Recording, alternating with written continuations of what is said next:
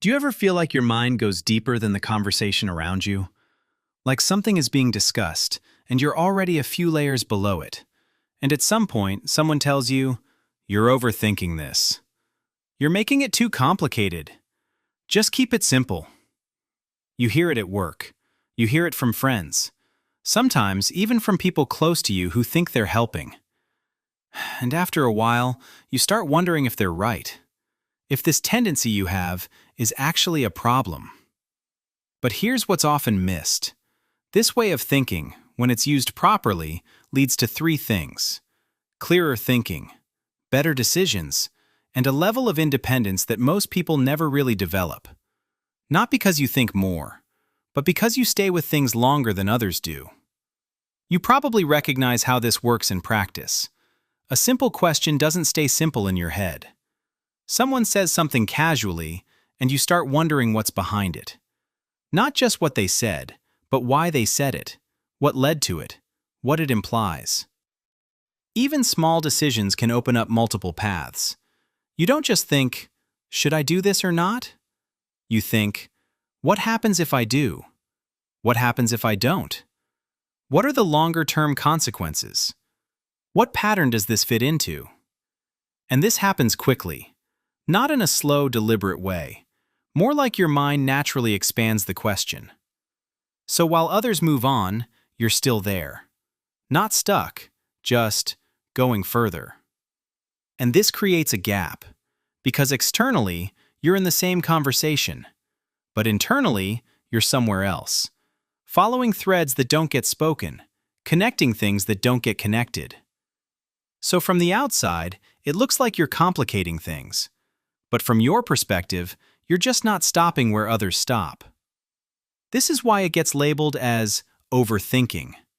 But that label is too broad, because it mixes two very different processes.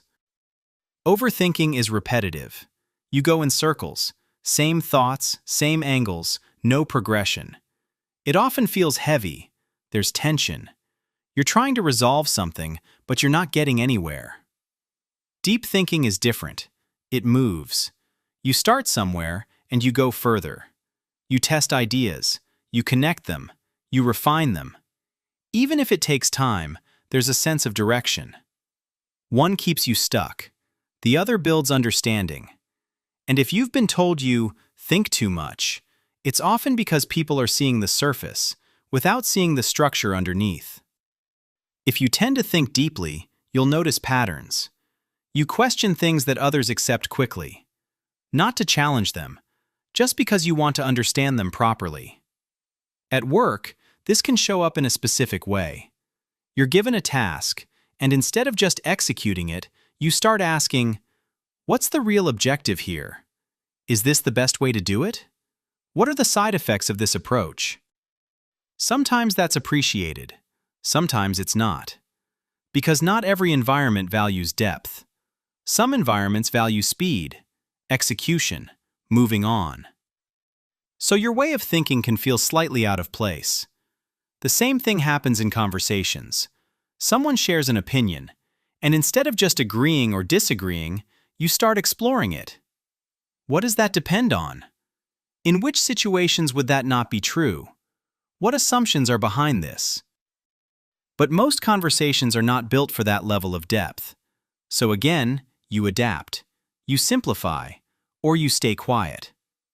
And over time, this can create a subtle friction, like you're constantly adjusting your thinking to match the environment.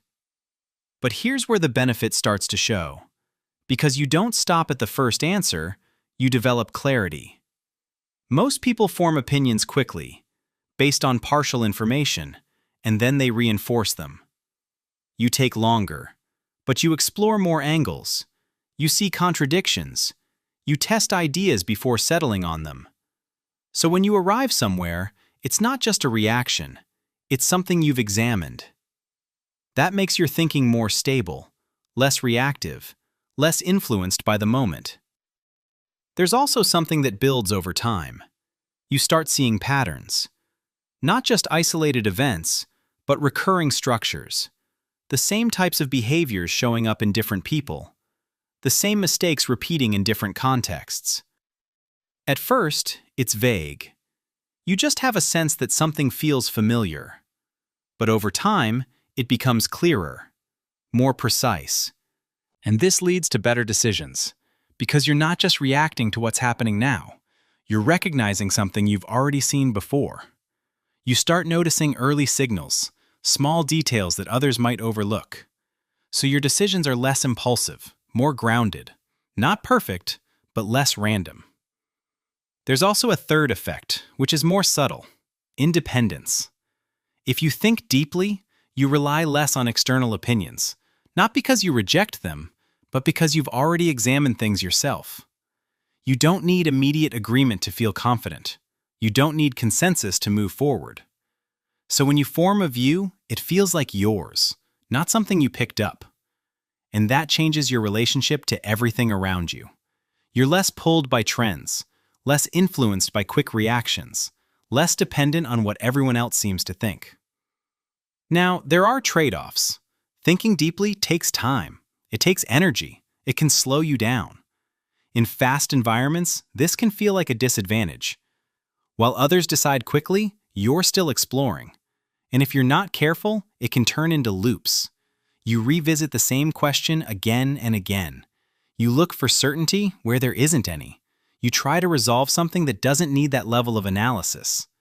That's when it becomes overthinking. The key difference is movement. If your thinking is moving, it's useful. If it's looping, it's draining. Learning to notice that difference is important, because you don't need to stop thinking deeply. You just need to keep it moving. When it stays in that forward direction, it becomes something else entirely. You're able to stay with questions longer, without rushing to close them. You can tolerate uncertainty, because you've seen how complex things actually are. And that gives you perspective. While others move quickly from one conclusion to another, you're able to step back, look at the broader context, see what's not immediately visible. This is why deep thinkers often feel slightly out of sync. Not because they're slower, but because they're going further. So you learn to operate on two levels: surface when needed, depth when possible.